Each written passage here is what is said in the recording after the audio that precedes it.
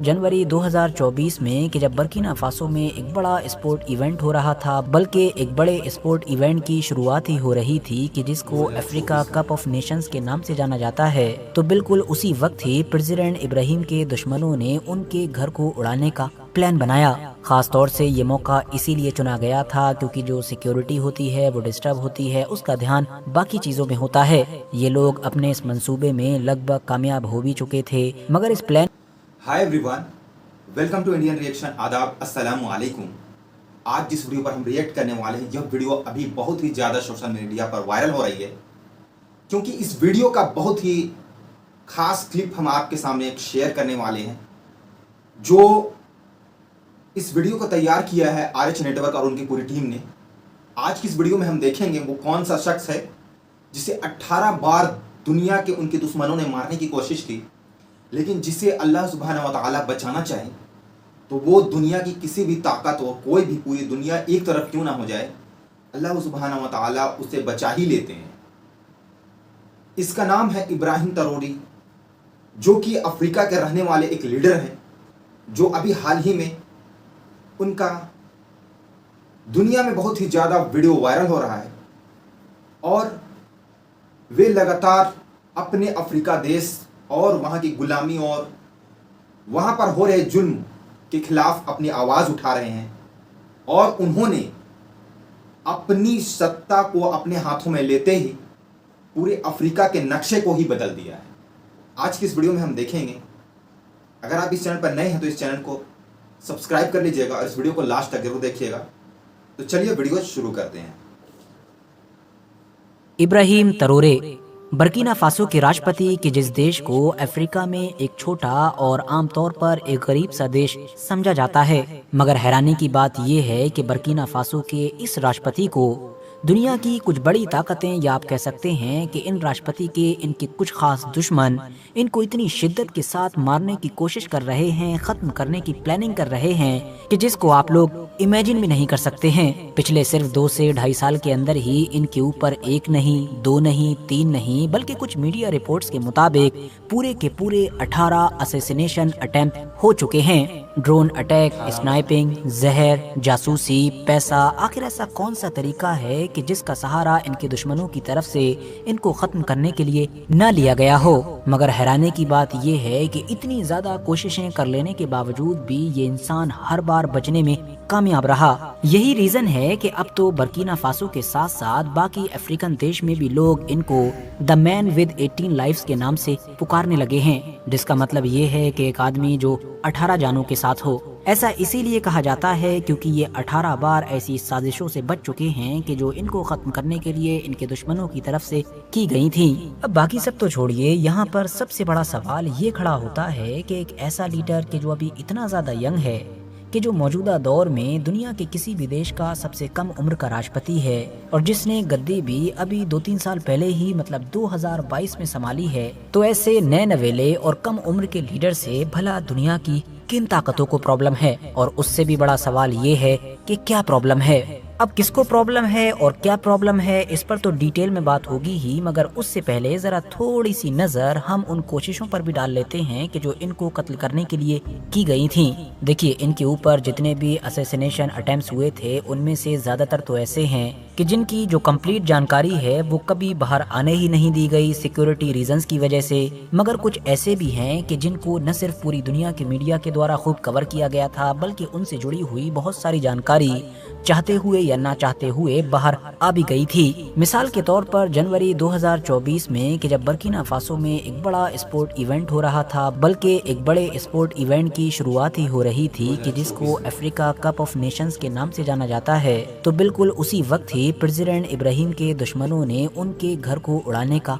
Plan बनाया। खास तौर से ये मौका इसीलिए चुना गया था क्योंकि जो सिक्योरिटी होती है वो डिस्टर्ब होती है, उसका ध्यान बाकी चीजों में होता है। ये लोग अपने इस मंसूबे में लगभग कामयाब हो भी चुके थे, मगर इस प्लान के अपने आखिरी अंजाम को पहुंचने से बिल्कुल चंद लम्हा पहले ही बर्किना फासो की जो सिक्योरिटी थी वो रशियन फॉरेन इंटेलिजेंस की मदद से इसको अनकवर करने में कामयाब रही और फौरन ही इस पूरे मंसूबे को नाकाम कर दिया गया। हैरानी की बात तो ये है कि इनके दुश्मनों ने एक बैकअप प्लान भी बना रखा था, مطلب یہ کہ اگر یہ گھر اڑایا نہیں جا سکا تو بیک اپ کے طور پر انہوں نے گورنمنٹ کی گاڑیوں کے ان جتھے کو یا خاص ایک گاڑی کو اڑانے کا ہی پلان بنا رکھا تھا کہ جس میں عام طور پر دیش کا پریزیڈنٹ یا باقی کوئی دوسرا جو سب سے بڑا لیڈر ہوتا ہے وہی گھومتا ہے۔ مگر جب پہلا پلان فیل ہو ہی چکا تھا تو پھر سیکیورٹی وہاں تک بھی آسانی کے ساتھ پہنچنے میں کامیاب رہی۔ اسی طرح کا ہی ایک اور معاملہ کہ جس نے برکینا فاسو کے لوگوں کے ہوش اڑا دیے تھے وہ تب ہوا تھا کہ جب اچانک سے ایک دن ابراہیم تراورے کے جو سب سے کلوز رہنے والے گارڈز ہوتے ہیں، جو سیکیورٹی کے لوگ ہوتے ہیں، ان میں سے ایک فوجی نے ایک دن یہ خلاصہ کیا کہ اس کو ابراہیم تراورے کو ختم کرنے کے لیے $5 ملین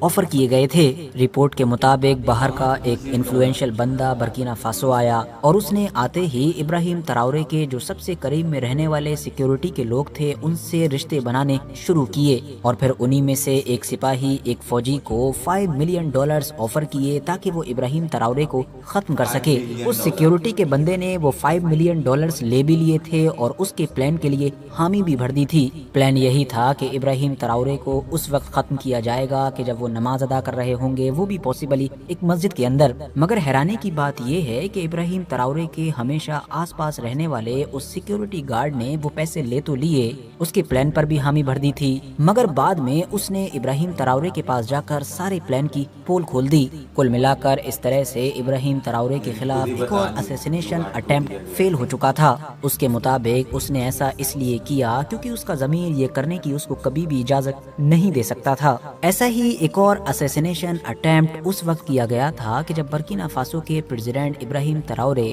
ساحل کی 2 کنٹریز کے ساتھ ایک بڑی ڈیل سائن کرنے کے لیے جا رہے تھے۔ یہ ایک ایسی ڈیل تھی کہ جس کے انڈر میں پھر مالی، برکینا فاسو اور افریقہ کا ایک اور دیش، مطلب کہ ٹوٹل تینوں دیش ایک الائنس تیار کر رہے تھے کہ جس کے اندر نہ صرف ملٹری کوآپریشن شامل تھا بلکہ اکنامک کوآپریشن بھی شامل تھا۔ تینوں ہی دیشوں سے فرینچ اور باقی جو باہر کی فوجیں ہیں ان کو باہر نکالنا تھا اور باقی بھی بہت سارے فیصلے لینے تھے۔ مدعے کی بات یہ ہے کہ ابراہیم تراورے کو تو اس ایونٹ سے 1-2 دن پہلے بھی وارننگ دی گئی تھی، مگر اس کے باوجود بھی ابراہیم تراورے نے نہ جانے سے اور پیچھے ہٹنے سے منع کر دیا۔ آخرکار جب وہ دن آیا تو ایک خطرناک اور ایڈوانس ڈرون کہ جو کہیں باہر سے اسمگل کیا گیا تھا اس کے ذریعے سے ابراہیم تراورے کو ختم کرنے کی کوشش کی گئی، مگر اس بار بھی کسی نہ کسی طریقے سے ان کی ٹیم اس کو فیل کرنے میں کامیاب رہی۔ ایسا ہی ایک معاملہ ستمبر 2023 میں بھی دیکھنے کو ملا تھا کہ جب برکینا فاسو کی گورنمنٹ کی طرف سے یہ اناؤنس کیا گیا تھا کہ ہم نے ایک ملٹری کو فیل کر دیا ہے۔ دراصل برکینا فاسو کی ملٹری کے اندر ہی ان کے خلاف ایک بڑا تختہ پلٹ کر کے ان کو ٹھکانے لگانے کی کوشش کی جا رہی تھی۔ حیرانی کی بات تو یہ ہے کہ اس پورے معاملے میں کچھ وہ لوگ شامل تھے کہ جو برکینا فاسو کی آرمی میں جو ہائی رینکس ہیں ان کے اوپر بیٹھے ہوئے تھے، اور ان کے بارے میں بعد میں خلاصہ ہوا کہ وہ بہت سارے سیکریٹس، بہت ساری جو خفیہ انفارمیشن تھی برکینا فاسو سے جڑی ہوئی یا پھر خاص طور سے ابراہیم تراورے سے جڑی ہوئی، وہ دراصل بدیشی طاقتوں کو بیچ رہے تھے۔ اسی لیے بعد میں یہ بھی دعویٰ کیا گیا کہ ان لوگوں کا باقاعدہ ایک نیٹ ورک تھا جو باہر کی بڑی طاقتوں کے دوارا چلایا جا رہا تھا۔ اسی وجہ سے اس ناکام تختہ پلٹ کی کوشش کے بعد پورے برکینا فاسو میں ایک بڑے لیول پر پروٹیسٹ دیکھے گئے تھے، لیکن یہ پروٹیسٹ دراصل ابراہیم تراورے کے سپورٹ میں تھے۔ 2023 میں ہی اس وقت بھی برکینا فاسو میں اور جنرلی پورے افریقہ میں ہی سوشل میڈیا پر بھوچال آ گیا تھا جب کچھ ان ویریفائڈ رپورٹس کے ذریعے سے یہ دعویٰ کیا جانے لگا تھا کہ ابراہیم تراورے کے کھانے میں زہر ملانے کی کوشش کی گئی تھی۔ تو کل ملا کر 1، 2 یا 3 نہیں بلکہ ابراہیم تراورے کو نشانہ بنائے جانے کے ایسے بے شمار معاملے ہیں کہ جن کو یہاں پر ایک بار میں مینشن کیا بھی نہیں جا سکتا ہے۔ مگر ان تمام چیزوں کو سننے کے بعد اب سوال یہی کھڑا ہوتا ہے کہ آخر ابراہیم تراورے میں ایسا کیا خاص ہے کہ اس انسان کو اتنا نشانہ بنانے کی کوشش کی جا رہی ہے؟ تو دوستو، اگر ادھر ادھر نہ جاتے ہوئے صرف ایک سینٹینس میں جواب دیا جائے تو وہ جواب ہوگا پین افریقہ اور ساتھ ہی ساتھ اینٹی ویسٹ۔ دراصل آپ کو پتا ہی ہوگا کہ پچھلے کچھ وقت سے افریقہ کے بہت سارے دیشوں میں ایک ویسٹ کے خلاف کیمپین چل رہی ہے جس کے انڈر میں جگہ جگہ پر پروٹیسٹ ہو رہے ہیں۔ لوگ یہی ڈیمانڈ کر رہے ہیں کہ جو ویسٹ کا پچھلی کئی صدیوں سے افریقہ کے اوپر انفلوئنس ہے اس کو ختم کیا جائے اور ان کی جو فوجیں وغیرہ یہاں پر پڑی ہوئی ہیں ان کو بھی باہر نکالا جائے۔ اسی کیمپین کی وجہ سے ہی ہم نے دیکھا ہے کہ پچھلے 3-4 سال کے اندر ہی افریقہ کے بہت سارے دیشوں میں ایک کے بعد ایک بہت سارے تختہ پلٹ بھی ہو چکے ہیں، جہاں پر ویسٹرن اور مینلی فرانس کے انفلوئنس میں رہنے والی حکومتوں کو گرا دیا گیا ہے۔ ایسے ہی کئی دیشوں میں سے ایک دیش برکینا فاسو بھی تھا کہ جس کی گدی پر اب ابراہیم تراورے بیٹھے ہوئے ہیں۔ حیرانی کی بات تو یہ ہے کہ ویسٹ کے خلاف افریقہ کے اندر یہ جو کیمپین چل رہی ہے، اس کیمپین کا اگر کوئی سب سے بڑا چہرہ ہے، مطلب اگر کوئی انسان سب سے زیادہ کھل کر اس کو لیڈ کر رہا ہے، اس کو آگے بڑھا رہا ہے، تو اس انسان کا نام بھی ابراہیم تراورے ہے۔ انہوں نے تو گدی سنبھالتے ہی فوراً ہی فرانس کو وارننگ دے دی تھی کہ ہمارے دیش سے نکل جاؤ، اور پھر دنیا نے دیکھا کہ چند دنوں کے اندر ہی فرانس کو مجبوری میں برکینا فاسو کو چھوڑ کر جانا بھی پڑا۔ اینٹی ویسٹ کے علاوہ ابراہیم تراورے کی ایک پہچان یہ بھی ہے کہ وہ پین افریقہ کی آئیڈیالوجی کو آگے لے کر چلنے والے نیتا مانے جاتے ہیں، مطلب ایک ایسا نیتا کہ جس کی یہ وچاردھارا ہے کہ جو پورا افریقہ ہے اس کو یونائٹ کیا جائے، اس کو ایک چھاتے کے نیچے لے کر آیا جائے۔ ظاہر سی بات ہے افریقہ کے اندر بہت لمبے وقت کے بعد کسی ایسے نیتا کو بڑھتا ہوا دیکھا جا رہا ہے کہ جو اس آئیڈیالوجی کو سپورٹ کرتا ہو۔ اس سے پہلے شاید یہی چیز لیبیا کے معمر غدافی میں دیکھی گئی تھی۔ اگر آپ کو سمجھنے میں کچھ کنفیوژن ہو رہی ہے تو آپ کو بتاتے چلیں کہ افریقہ کے جس کے زیادہ تر دیش عام طور پر آج غریب سمجھے جاتے ہیں، وہ دراصل غریب ہیں ضرور، لیکن اگر قدرتی طور پر دیکھا جائے تو وہ غریب نہیں ہیں، کیونکہ ان کی زمین میں تو قدرت کی طرف سے دیے ہوئے ایسے ایسے مال دفن ہیں، ایسی ایسی چیزیں چھپی ہوئی ہیں کہ جو دنیا کے باقی علاقوں میں ایک ہی جگہ پر دیکھنے کو نہیں مل سکتی ہیں۔ گولڈ کی تو بات ہی نہ کیجیے، کیونکہ گولڈ افریقہ کے پاس جتنا ہے اتنا دنیا کے کسی اور علاقے میں نہیں نظر آ سکتا۔ مگر اتنا سب کچھ ہونے کے بعد بھی افریقہ جو آج دنیا میں سب سے غریب ہے، اس کی مین وجہ یہی ہے کہ یہ لوگ کبھی یونائٹ ہی نہیں ہوئے۔ اس کے علاوہ باہری طاقتوں نے ان کے اوپر راج کیا، اور تو اور جب پچھلی صدی میں یورپین طاقتوں نے دنیا کے باقی علاقوں کی طرح افریقہ کے علاقوں کو بھی آزادی دی، ان کو ایک آزاد دیش بنایا، تو وہ بھی صرف نام کی آزادی تھی، کیونکہ وہ لوگ یہاں سے ڈائریکٹلی تو چلے گئے تھے لیکن انڈائریکٹلی انہوں نے ان کے اوپر راج کرنا جاری رکھا۔ خاص طور سے جتنے بھی علاقوں پر فرانس کا راج ہوا کرتا تھا، وہ سارے علاقے ابھی تک بھی فرانس کے ہی انفلوئنس میں رہا کرتے تھے، اسی لیے ان کی زمین سے نکلنے والے جتنے بھی نیچرل ریسورسز تھے وہ کھلم کھلا یا پھر چوری کے ساتھ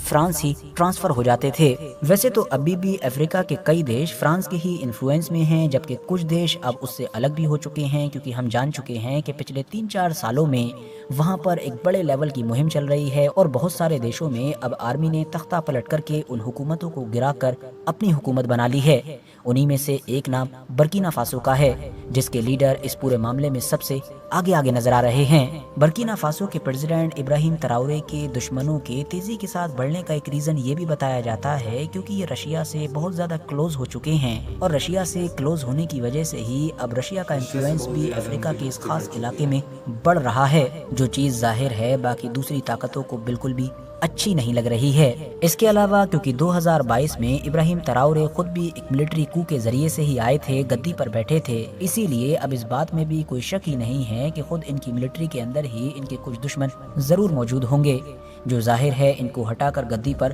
خود بیٹھنا چاہتے ہوں گے۔ ویسے دوستو، اس ویڈیو کا مین موٹیو ابراہیم تراورے کے خلاف ان کو ختم کرنے کی جو سازشیں ہوتی رہتی ہیں ان کے بارے میں بتانا تھا، نہ کہ باقی چیزوں کے بارے میں۔ تو باقی چیزوں کے بارے میں اگر آپ لوگ جاننا چاہتے ہیں کہ آخر برکینا فاسو کا اتہاس کیا ہے، ابراہیم تراورے کا اتہاس کیا ہے، وہ کیسے گدی پر بیٹھے، کیوں گدی پر بیٹھے، آخر ویسٹرن طاقتوں کا اور ویسٹرن طاقتوں میں بھی مینلی فرانس کا انفلوئنس اتنا زیادہ افریقن دیشوں پر کیوں رہتا ہے، یہ ساری ہی چیزیں آپ ڈسکرپشن اور کامنٹس باکس میں دیے گئے لنک کے ذریعے سے جان سکتے ہیں، کیونکہ اس ٹاپک پر ایک کمپلیٹ ویڈیو ہم آلریڈی بنا چکے ہیں۔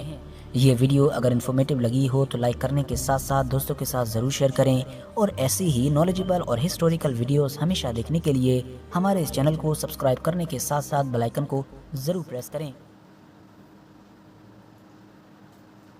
جیسا کہ ہم نے دیکھا کہ ابراہیم تراورے جو ہے اسے اتنی بار مارنے کی کوشش کی گئی، اس کا کئی ریزن ہے، کیونکہ انہوں نے افریقہ کو ایک نئے نقشے میں بدل دیا، اور فرانس جو وہاں پر اپنی سطح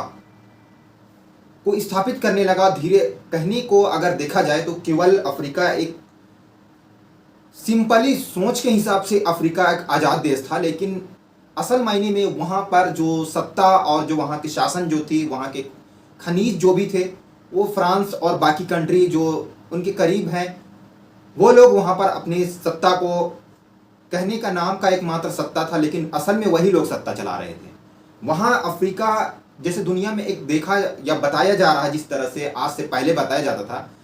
یا دنیا کی جو سوچ تھی کہ افریقہ ایک غریب دیش ہے، لیکن واستو میں ایسا نہیں ہے. کیونکہ افریقہ میں اللہ سبحانہ و تعالیٰ نے ایسے چیزیں اللہ سبحانہ و تعالیٰ نے عطا کی ہے، جیسے وہاں سونا اتنا زیادہ ہے جتنا پوری دنیا میں نہیں ہے. جیسا کہ جب بھارت میں انگریز لوگ تھے، انگریزوں کے آنے سے پہلے بھارت سونے کا چڑیا کہا جاتا تھا. لیکن جس طرح سے انگریزوں نے یہاں کے سونے کو لوٹ کر اور لے گئے، اسی طریقے سے افریقہ میں بھی فرانس اور باقی کنٹری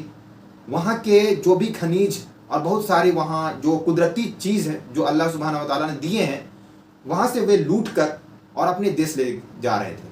لیکن ابراہیم تروری کے آنے کے بعد انہوں نے ان ساری چیزوں کو دھیرے دھیرے ختم کر دیا. ان کی ملٹری پاور کو اور ان کی سطح میں جو اونچے ادھیکاری لوگ تھے اور جو وہ جس طریقے سے وہاں افریقہ میں اپنی منمانی کر رہے تھے، ان ساری چیزوں کو ختم کرنے اور دھیرے دھیرے اپنی سطح کو اپنے ہاتھوں میں لینے کے لیے وہ لگاتار آگے بڑھتے رہے، جس کارن ہی انہیں لوگ اور فرانس کے لوگ ان کو مارنے کی اتنی ساری سازشیں اور کوشش کرنے لگے. لیکن کہا جاتا ہے نا کہ اللہ سبحانہ و تعالیٰ جسے بچانا چاہے اسے کوئی مار نہیں سکتا ہے. تو آپ کو یہ ویڈیو کیسا لگا ہمیں کمنٹ کر کے ضرور بتائیے گا، اور ایسی ویڈیو دیکھنے کے لیے اس چینل کو سبسکرائب کر لیجئے گا. تو پھر ملتے ہیں ایک نئے ویڈیو میں، تب تک کے لیے اپنا خیال رکھیے گا. Thanks for watching. اللہ حافظ.